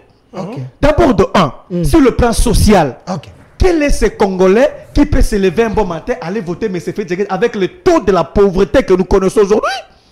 Nous avons atteint le taux de la pauvreté qu'on ne peut pas expliquer, surtout dans les Kasaï. Ce n'est pas moi, c'est l'Agence des Nations Unies qui stipule qu'il y a la pauvreté au Kasaï, la famine au Kasaï. Même ici à Kinshasa, n'en parlons même pas. On a aménagé le pouvoir d'achat des Congolais. Les Congolais deviennent le peuple le plus pauvre du monde. C'est pas moi, c'est l'ONU. Qui est ce jeune aujourd'hui qui peut se lever? Les jeunes de la Massina, les jeunes de Kisangani, ou soit de Kingasani, ou je sais pas, de l'IPRP, aller voter, mais c'est fait. Si base de quoi? Mais le peuple d'abord, ça avec Tshisekedi. Mais le peuple d'abord, ça a déjà été enterré. On avait déjà enterré le peuple d'abord, ça n'existe plus. Ce n'était qu'un slogan vide, un slogan creux. C'était du populisme. Ça n'a rien fait le peuple d'abord. Qu'est-ce que cela veut dire, peuple d'abord? Qu'est-ce que cela veut dire? Alors qu'on dépasse des montants comme ça, 4 millions pour une table ronde, on parle de peuple d'abord. Donc, si on organise des élections transparentes, nous, PPRD, nous sommes à l'aise. Parce que M. Félix Tshisekedi n'aura pas un deuxième mandat. Pour avoir un deuxième mandat, il faut d'abord réussir son premier mandat. Quel est le facteur qui vous pousse à dire que Félix aura un deuxième mandat? Lui, il est conscient, il le sait. Vous n'êtes pas informé, c'est autre chose qui se dessine déjà. Donc, par rapport aux élections, nous les PPRD, nous ne boycottons pas les élections. Vous allez résister. Je suis le porte-parole du PPRD. Je le dis tout haut ici, nous ne boycottons pas les élections. Cependant, nous avons des préalables. Nous insistons sur nos préalables. D'abord, nous voulons avoir un bureau de la CENI consensuel. Si aujourd'hui, on extirpe Didi Manara, Agé Matembo, John Tokole, et on nous demande à nous de proposer les délégués, nous allons proposer et nous viendrons participer. Donc, nous ne boycottons pas, mais nous avons affaire avec le bureau de la CENI. De 1 et de 2. Ce n'est pas une manière de quémander, nous ne quémandons pas. Nous ne vous supplions pas. Nous voulons simplement qu'on applique la loi organique portant organisation et fonctionnement de la CENI. C'est cette loi-là qui nous donne la force. La loi stipule à son article 10 que la CENI est composée de 15 membres. La répartition est connue, autant pour la majorité, autant pour l'opposition. Mais jusqu'à présent, nous n'avions pas encore délégué nos membres. C'est ça le problème. On a violé la loi organique. En plus, cette loi organique stipule à son article 15, ce qui suit. Pour entériner la candidature de quelqu'un, il faut qu'il y ait deux étapes. D'abord, il faut mettre en place à l'Assemblée nationale une commission mixte. 10 députés de l'opposition, 10 députés de la majorité pour traiter des candidatures. Donc, ce qui n'a jamais été, c'est ce qui n'a jamais eu lieu. Donc, on n'a jamais participé à une commission mixte à l'Assemblée nationale pour traiter des candidatures de membres qui sont au niveau de la CENI. Deuxième élément, la loi stipule encore une fois, il faut qu'il y ait le PV de désignation. Mbosso nous avons écrit, il nous a écrit à l'époque, nous vous prions de préparer, de nous envoyer les noms des candidats. Nous lui avons répondu qu'il faut respecter les étapes que je venais de mentionner ici. Donc, si vous avez Si vous avez vu quelque part un PV où le PPRD aurait envoyé Didier Manara, présentez-nous. Ceux qui sont là, ils sont là en violation de la loi. Nous ne vous supplions pas si on n'a rien à voir avec Denis Kadima. Il n'est pas l'émanation du PPRD. Ce n'est pas notre affaire. Mais il y a des postes pour l'opposition, notamment les PPRD. Qu'a fait Didier Manara là-bas? Qu'est-ce que vous gagnez en mettant Didier Manara? Alors que c'est en violation de la... C'est parmi vos préalables. Encore une fois. 5 secondes, Chité. Monsieur Denis Kadima, il va organiser, s'il organise... Président Denis Kadima.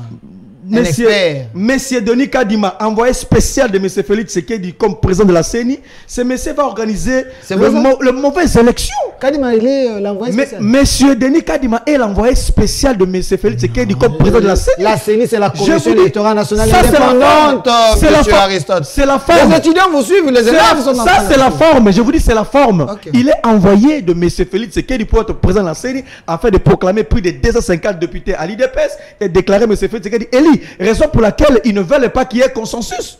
C'est raison pour laquelle ils ne veulent pas qu'il y ait le représentant de l'opposition dans ces même l'audit du fichier, vous pensez qu'il y a... Parce qu'on va contrôler. Écoutez la tricherie de M. Denis Kadima. La tricherie? Oui, la tricherie. Okay. J'ai dénoncé et il n'a plus fait ça. Je suis passé à la chaîne Télé 50. J'ai dénoncé ça et on m'a d'ailleurs appelé. Ils ont changé en effet. Il a signé un communiqué à travers Patricia. Okay. Communiqué de presse numéro 041/CENI/2023. Signé Patricia Sea, rapporteur. Dans le souci de clarifier l'appartenance des partis politiques au regroupement politique et d'accélérer le traitement des dossiers de candidature à la députation nationale, la Commission électorale nationale indépendance, CENI en sigle, invite les chefs de regroupement politique régulièrement désignés à bien vouloir déposer en toute urgence au ministère de l'Intérieur, Sécurité et Affaires coutumières la liste de partis politiques constitutifs de leurs regroupements respectifs en DA 48 heures des diffusions du présent communiqué. Une copie de ces listes, accompagnée de l'accusé de réception du ministère de l'Intérieur, Sécurité et Affaires coutumières, doit être immédiatement déposée au secrétaire exécutif national de la CENI. Il y aura donné l'adresse. Voilà la tricherie. J'ai dénoncé ça. C'est un communiqué signé par la CENI après avoir déposé les candidatures. Les partis ont déposé les candidatures. Denis Kadima s'est rendu compte qu'il y a plusieurs regroupements politiques, plusieurs partis politiques créés pour les besoins de la cause, pour gonfler les chiffres de l'Union sacrée. Ces partis n'avaient pas atteint les seuils. Et après avoir déposé les candidatures, maintenant, Denis Kadima constate que ces partis de IDPS et tout ça, les alliés, tout ça, n'ont pas atteint les seuils. Ils pensent se communiquer pour demander à quoi ces partis-là aller au ministère de l'Intérieur, reconstituez-vous encore en équipe pour venir auprès de moi et je vais voir comment vous mon pays, la RDC. Raison pour laquelle j'ai appris ça des sources sûres, venant même de l'intérieur, c'est que vous ne savez pas. Merci. Je suis passé à la télévision, Télé 50, j'ai dénoncé. On a fait des bruits, on a dit que Denis Kadima est en train de tricher et il n'a plus fait ça. Merci. Merci. Les partis politiques ne sont plus, ils sont plus partis pour se faire reconstituer au niveau du l'intérieur. Merci. Et il a aussi repris des partis qui n'ont pas déposé des listes. Merci. Je prends ici le parti de Tchibala, Bruno Tchibala. Bruno Tchibala, son parti c'est IDPS. J'ai parlé avec le vieux, on a changé avec lui. Il m'a dit que Aristote, qu'on puisse me montrer d'abord qui était le mandataire de mon parti. Ah, vous parlez avec lui? Oui, mais il a des FCC. Merci. Bon, vous ne savez pas. Merci. Merci. Non, il a des FCC, c'est que vous ne savez pas. Donc, vous prenez des partis qui n'ont rien à voir avec le procès électoral. Vous les insérez. Donc, c'est de la tricherie. Merci, donc, monsieur Aristote Ngarime. Le président de la CENI s'appelle Denis Kadima, un envoyé spécial. Merci, monsieur Aristote Ngarime. Regan, remettez la photo de la CENI. On n'a pas encore terminé l'émission, s'il vous plaît. Il faut être professionnel. Alors, monsieur Edouard Kabouaï, vous avez suivi monsieur Aristote Ngarime, il a dit des choses. Hein. L'IDPS a envoyé son envoyé spécial. Donnez-moi la caméra ici, je peux avoir cette caméra, s'il vous plaît. L'envoyé spécial du président de la République, Denis Kadima, il a une mission de donner plus de 250 députés à l'UDPS et puis proclamer Félix Tshisekedi président. Une telle élection, vous voulez que le PPRD participe? Bon, d'abord, sur la comptabilité de l'état de siège, M. Aristote doit comprendre qu'il nous avait laissé avec plus de 200 bastions de rebelles. Aujourd'hui, nous en sommes à 12 qui est sous contrôle de FRDC. De 212 dans les cas, oui. Okay. Surtout dans des cas isolés. Parce que ça sont les chiffres qu'il doit mieux écrire pour aller répéter à l'air sien. Mais j'aime bien les sarcasmes qui sortent dans ces propos. Je veux vraiment tricoter ça devant notre peuple, afin que le sarcasme. peuple... Non, mais oui, effectivement. Ok. Vous savez, il y a quelque chose que j'ai noté. D'abord, il a dit, il y a autre chose qui se dessine déjà. Ce qui veut dire qu'ils sont dans un schéma de déstabilisation de nos institutions et du propre processus électoral. Ce n'est pas moi qui le dis. Non, mais c'est vous qui C'est un analyste politique qui peut projeter l'avenir. Mais pourquoi vous voulez... Je ne parle pas de déstabilisation. Je parle de perdre. Je parle pas de déstabilisation. Leur secrétaire général, que je ne ferai pas mention ici, il nous avait dit devant l'opinion nationale qu'internationale, ils sont prêts à paralyser ce pays. Ce n'est pas mes propos. Et ce sont leurs propos. Vous comprenez?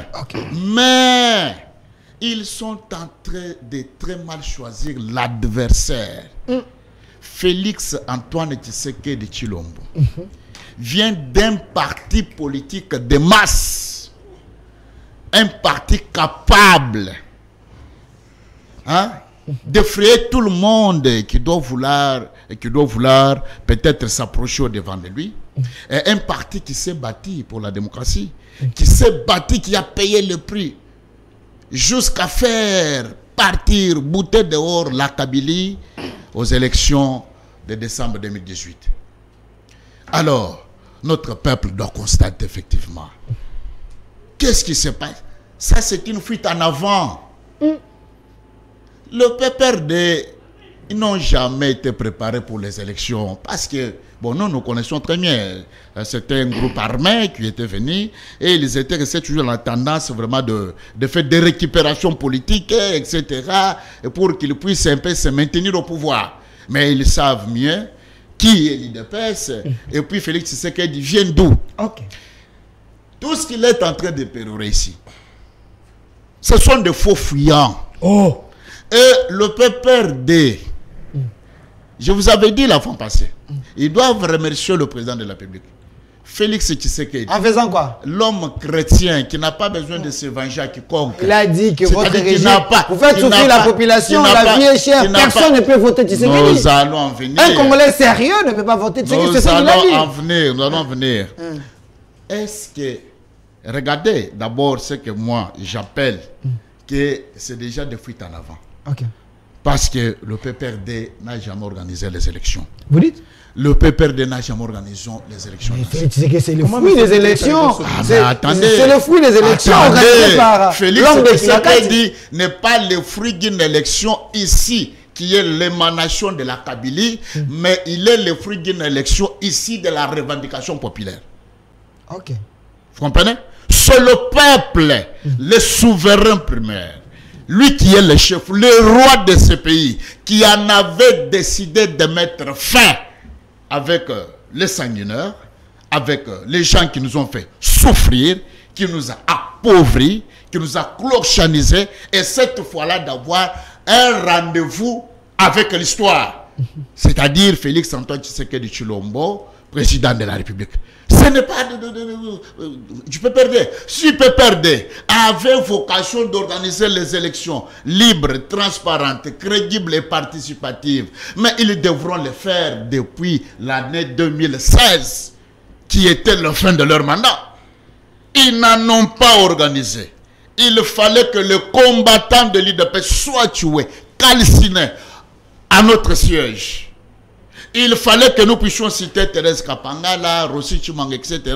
Leur péché tout simplement, c'est parce que le délai qui était prévu pour organiser les élections, la Kabylie a voulu nous gober encore 2 ans. Ça veut dire qu'ils n'ont jamais eu la volonté d'organiser les élections. Merci. Et regardez. 5 secondes, on a la fin. C'est votre monde de la fin. Ce qui se passe. Ils sont en train de fuir les chiffres aux urnes. Oh, comment ça? Ah oui. Mais Chadar est populaire. Populaire. Oui, Kabila. Peut-être. Il sort de Kingaka, vous voyez la population avec lui. À Maniema, et puis il faut aussi même voir même cette province-là de Maniema, il y a notre cadre qui est là-bas, Saïd, etc., tout ça. Donc, ils sont en train de fuir parce que les gens qui sont ici de la moule des élections, ils ne peuvent jamais fuir les cycles électoraux. Merci. Et Félix Tshisekedi a innové. Merci. Parce que dans notre jeune démocratie aujourd'hui, nous aurons pas seulement les élections présidentielles, législatives nationales, nous aurons provinciales, nous aurons urbaines et nous aurons locales et autres, ceux qui ne peuvent jamais être le cas. Merci, monsieur Edouard Kabouya. C'était votre mot de la fin, professeur, votre mot de la fin. On retient quoi?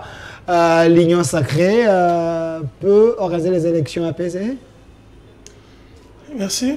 Je crois qu'on est à la fin de l'émission. On est à la fin, vous n'avez que 1 minute 30 secondes. Ça va être difficile de répondre à tout ce que l'opposant déclaré. Frustré là. Maintenant, l'opposant légitime. L'opposant frustré là est en train de pérorer ici. Mais j'ai retenu quelque chose, lui qui se dit souvent nationaliste, parler des États-Unis. Qu'est-ce que les États-Unis vont venir faire ici? Ils vont venir enlever Tshisekedi, ils vont venir bloquer le processus électoral. On s'est ramené maintenant à la décision des autorités américaines. C'est eux qui vous ont installé, non? C'est eux qui nous ont installés. Ils semblent. Ah, ok. Donc, j'ai compris. Je demande au peuple de se charger de ces partis politiques venus de l'extérieur, des partis politiques des pays voisins qui sont au Congo, qui nous ont infiltrés justement pour pouvoir nous mettre en difficulté et qui ont encore pignon dans la rue, qui peuvent se déclarer avoir pignon dans la rue en disant que les Américains viendront pour reprendre notre souveraineté et décider à notre place. Ça, c'est trop grave. Chité. Cependant, ils n'ont pas l'exemple du Sahel. 30 secondes. Que les Français et les Américains au Sahel sont en train d'être bottés dehors, tout simplement parce que leurs politiques n'ont pas corroboré, n'ont pas marché ensemble avec les désiderats de notre peuple. 30 secondes, Chité. J'ai entendu ici 30 secondes. dire que le Kasaï, ce sont les chiffres. C'est bien beau d'insulter les Kassaïens. C'est bien beau de les insulter que de dire qu'ils sont dans une extrême pauvreté. Effectivement, tout le Congo est dans une extrême pauvreté par une gestion chaotique de l'État. Il n'y a que les dignitaires de votre régime qui se sont enrichis, qui se sont sérieusement enrichis sur le dos de notre peuple, et vous venez vous moquer du Kassaïen. Le Kassaïen qui ne vous a pas fait allégeance, qui n'a pas fait allégeance au pouvoir de Mobutu de Kabila, le Kassaïen que vous avez torpillé, le Kassaïen que vous avez clochardisé, que vous avez animalisé. Merci beaucoup pour ce propos, mais j'étais au Maniema, c'est pas encore rose. Merci. Au Bandundu, ce n'est pas rose. Merci. C'est de l'agitation, et c'est là que je vais conclure. 5 secondes. C'est de l'agitation du groupement. Kagamo, Kabilo, ensemble contre la République. Et celui qui vient d'entrer en danse tout à l'heure, c'est Nanga. Qu'on est Nanga. Ouais. Vous pouvez comprendre que c'est cette agitation de tous ces groupements-là contre la République. Ils sont ensemble contre la République. Merci. Vous avez sorti un mot tout à l'heure, que le monsieur là s'appelle qui? Abongo. Oui. Encore un autre à la tête d'une église occidentale qui a joué le rôle important dans la colonisation. Le canal Ambongo, et quand il était à l'Est, on a dit quoi? A créé parti politique. Il a ça la partie. Si le peuple commence à chanter comme un chef contre un chef religieux qui a ça la partie politique, ça veut dire que c'est un autre baron. Merci. 30 secondes. S'il vous plaît. S'il vous plaît. Merci. 30 secondes, monsieur. S'il vous plaît. 30 secondes, monsieur. 30 secondes. Je ne suis pas contre les Kassaïens. J'ai une femme 30 secondes, je ne suis pas contre ça. Ce n'est pas ce que j'ai dit. Mais cependant, les régimes actuels... Je vous jette le fleur pour vous dire que vous avez changé ces Kassaïens. Tshisekedi n'est pas venu travailler pour les Kassaïens. Contre 80% des Kassaïens. Vous avez construit chez vous? Vous avez une maison chez vous? Vous avez une maison? 80% des dignitaires de ces régimes sont des Kassaïens. Allez construire d'abord chez vous. Vous construisez partout ici, partout sur les Kassaïens. Vous construisez ici chez vous. Vous avez construit. Allez construire d'abord chez vous. Je te mettrai dans un avion, allez te montrer ma maison au Kassaï. Vous avez le pouvoir. On vous a donné des postes ici. On vous a donné des postes. Vous êtes presque partout ici. Vous, les Kassaïens, vous avez donné des postes. Mais chez vous, vous ne construisez pas, pauvres. Hier, un journaliste qui était là-bas, Israël Moutouma a dit les Kassaïs, c'est l'enfer. Vous pouvez vivre à l'enfer qu'au Kassai. Mais vous avez le pouvoir. Vous n'avez même pas d'eau. C'est le produit de votre politique. C'est le produit de votre politique. Vous ne construisez pas. Merci. Même les Kassai ne voteront pas M. Félix Sekedi. Parce qu'aucun projet sérieux n'a été exécuté chez nous. Merci. Ne pouvez pas nous dire ici que nous sommes à la source de votre malheur. Non, merci. Vous n'avez pas construit chez vous. Merci, monsieur Aristote. Merci, monsieur Aristote Ngarimé. Vous avez commencé l'émission et puis vous avez terminé l'émission. Je vous ai fait une faveur quand même. Merci d'avoir répondu à notre invitation. Merci également à monsieur Edouard Kabouya, lui qui est cadre de l'UDPS, l'UDPS de l'Angola, le nouveau nommé mandateur du régime. Candidat député, hein. Voilà, merci. Candidat député ici de l'autre côté. Il va construire chez lui. Monsieur Prosper Chamala, merci d'avoir Je vais été des détailler nôtres. bien nos Et un grand merci à l'équipe qui m'a accompagné. À monsieur J'ai une Emmanuel. maison chez moi, Monsieur là-bas, Emmanuel et qui, Bosco. Je vais les billets semaine passée. Mosengo qui était là. c'est vous. Côté régie, monsieur Obed. Côté régie finale, monsieur Rigan, aujourd'hui, vous avez 5,5 sur 10. Et les doyens Philemon qui est là, merci à la sagesse du vieux et au réalisateur attitré de cette émission, monsieur Lazik. Restez fidèles à cette émission, rediffusion, 22h. Au revoir.